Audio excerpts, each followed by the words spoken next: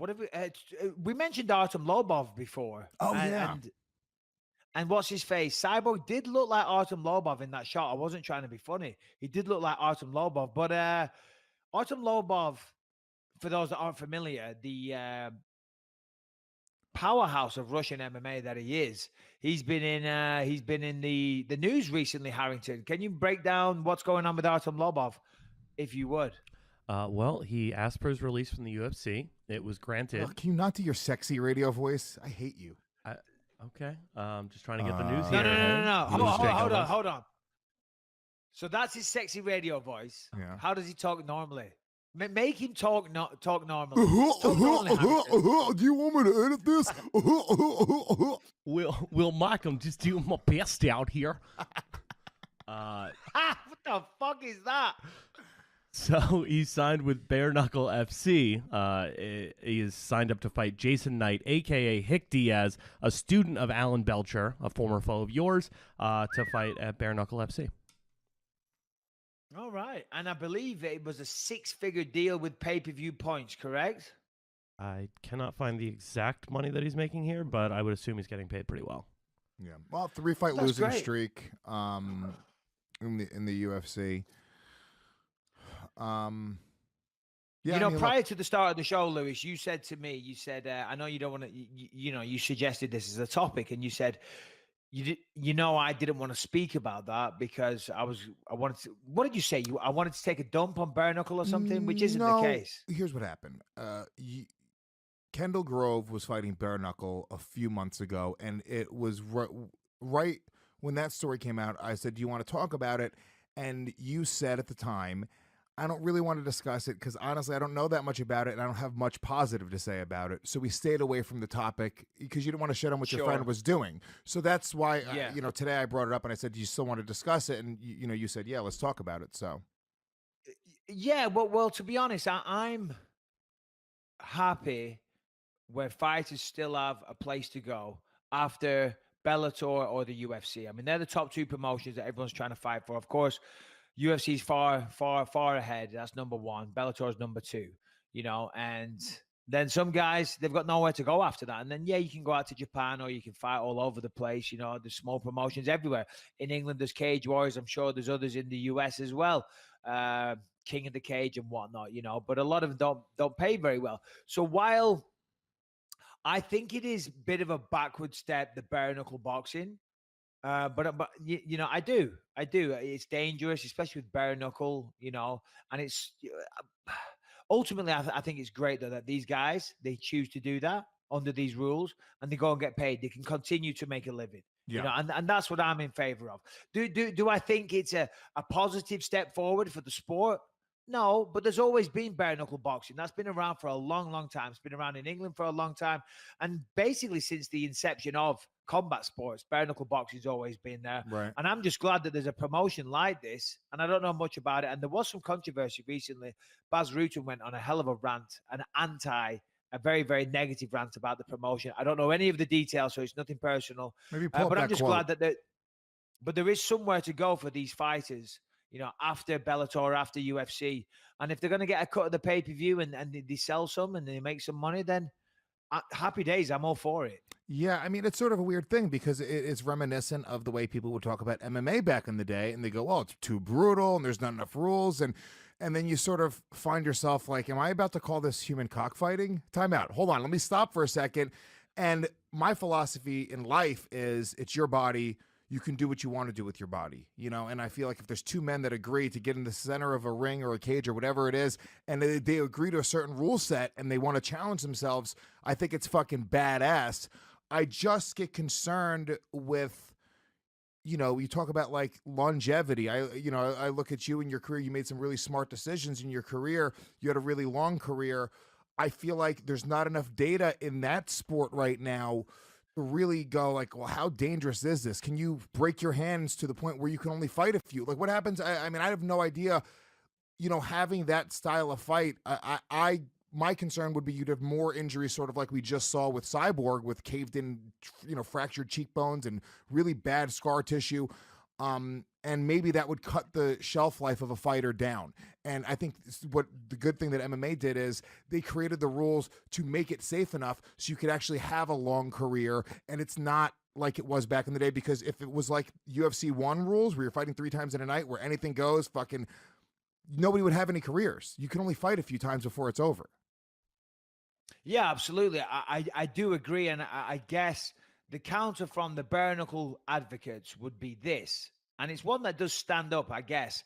No, that's a good shout. Rebecca, she's on the Peloton with the headphones on. She won't be able to hear me. I have no coffee slave. Crying out loud. How very selfish of her. You need a coffee slave. When I come in here for 90 minutes, she's going to use that time effectively and work out. How dare she? How very dare she?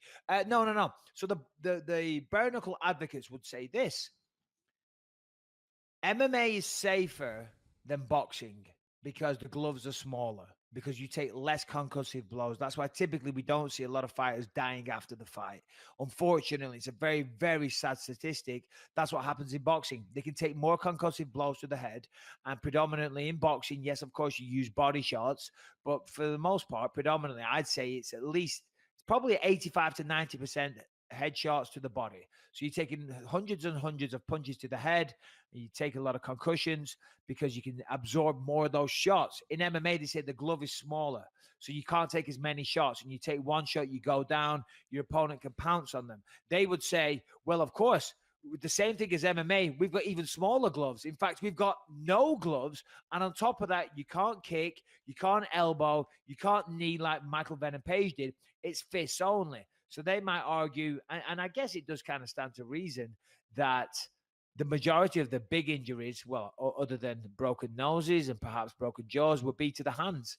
I don't know if that logic stands up, but I'm assuming that that's what they would say. Oh, it's actually safer, which I guess in some ways it might be. The Gypsies still in England, they've been at this for years, and I've never seen anything on the news about any of them dying, but yeah, that's what happens in the gypsy world in England. They meet up somewhere, they'll put money on one another, and they throw down. If it hits the floor, you let them get back up. It's called fair play. They get back to the feet, and you restart the fight until one of them says, I've had enough, until he's done, So I'm looking at the rules here.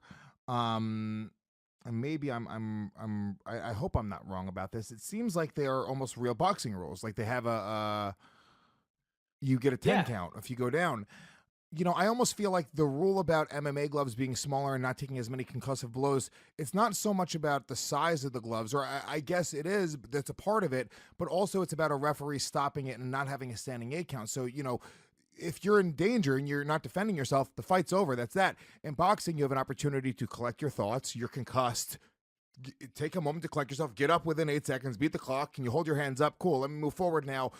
In that moment, you're just concussed, but you're a tough motherfucker. You can still get up, move forward, and now you're taking another massive blow to the head.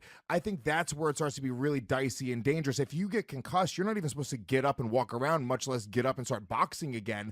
So I don't know. I don't think the data's out there. I think with the cutting of the hands and all that other shit, on top of the fact that you can get concussed and get back up and start fighting again. It's crazy. I wouldn't want my kid to do it. I look at my son. If he wanted to do MMA, I would seriously consider letting him do that. I don't know that I would very much discourage my son from doing bare knuckle boxing. Oh, for sure. And listen, I'm happy to see fighters after the UFC career is done to still be able to make it a living in that field if that's what they choose. You don't understand, for these fighters that make it their life, where they make it their living, they sacrifice everything else to be that. So then after the UFC says, or the Bellator, whoever it may be, they couldn't cut it, they're racking up some losses, and the UFC, thank you, but unfortunately, you're going to have to go away and maybe get some more wins in another organization. I'm happy to see these people still getting money. But that aside, I still don't think, I wouldn't put my kids into it either, to use your explanation. I definitely wouldn't. And you're right. That is an interesting point, what you say, in boxing or bare knuckle boxing, you get knocked down, you got 10 seconds. That's the thing. In MMA, if you get knocked down and you're kind of out of it for 10 seconds, the fight's going to be finished. If they jump in and they land 1 or 2 more heavy shots, the fight is over.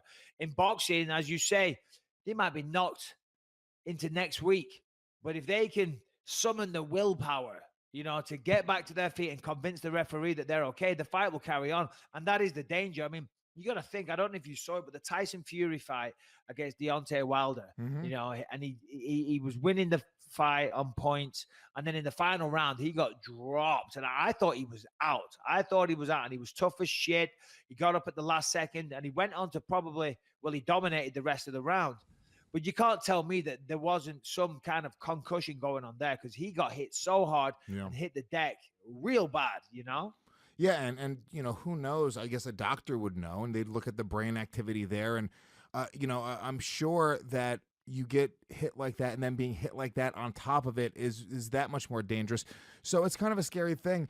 But once again, I feel like people can do what they want to do with their bodies, and if there's a market for it and people want to pay to see it, more power to them. There's a lot of things that I wouldn't let my son play football, to be honest with you. Yeah, the amount of injuries. Absolutely. A lot of people say the same thing. It's interesting. You said the studies aren't out there, and I don't think the studies are out on MMA yet, to be honest. I'm sure there has been some professor at some university somewhere that's looked into this type of thing.